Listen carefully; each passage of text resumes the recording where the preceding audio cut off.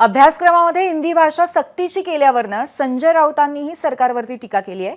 हिंदी भाषेचा सर्वांना आदर आहे, मात्र हिंदी सक्तीची करू नका असं संजय राऊत म्हणाले। तर तिन्ही भाषेला महत्त्व आहे, मात्र मातृभाषेला एक नंबरचं स्थान असल्याची प्रतिक्रिया अजित पवारांनी दिली आहे। तसंच ज्यांना काम नाही ते लोक असे वाद घालत असतात अशी बोचरी टीका नाव न घेता अजित पवारांनी राज ठाकरेंवर केली आहे। संदीप देशपांडेंनी देखील त्याला खोचक प्रत्युत्तर दिलंय। महाराष्ट्रासारख्या राज्यामध्ये खास करून मुंबई जी हिंदी सिनेसृष्टीचं प्रमुख ऊर्जा आहे, जिथून हिंदी सिनेमा बनतो, जिथे हिंदी भाषेचा उगम होतो, तिथे तुम्ही आम्हाला कशाला हिंदी सक्तीची करताय? या महाराष्ट्रात हिंदी भाषा भवन आहे, उत्तर भारतीय भवन आहे ना, कोणी विरोध केला आहे का? मग आमच्यावर का लादता? जिथे नाही तिथे लादा, लादूही नका, सक्तीची करू नका।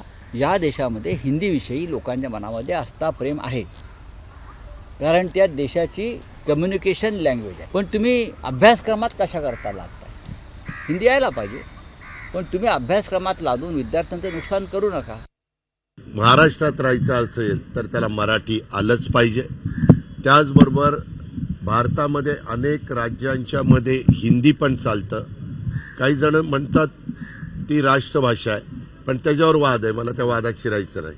हे बाकीच्यांना सध्या कुणाला उद्योग नाहीत ना, काम नाही ना, ते असले वाद काही ना काही घालतात आणि त्याच्यातच ते वेळ घालवतात।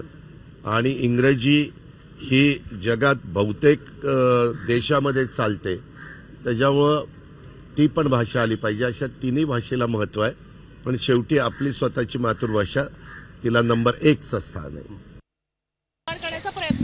जर अजित पवार साहेबांना वाटत असेल की राष्ट्रभाषा हिंदी आहे, तर मला असं वाटतं परत पहिलीपासून त्यांनी धडे घेतले पाहिजे किंवा त्यांना शाळेत। एबीपी माझा, उघडा डोळे बघा नीट।